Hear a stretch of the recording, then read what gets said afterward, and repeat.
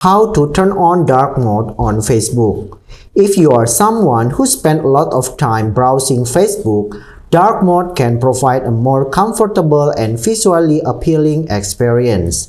In this tutorial, we will take you through a step-by-step guide on how to turn on dark mode on your Facebook. First, open the Facebook app to begin on your mobile phone. Then, you can log in into your account. Once you are logged in, you can tap on your profile picture and then tap on the gear icon at the top of your screen to access the setting and privacy. On the setting and privacy, you can scroll down, then you can see the option for dark mode. Just tap on this.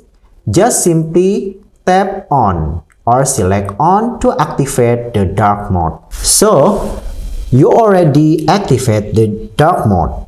You can enjoy Facebook in dark mode once you already selected your dark mode preferences.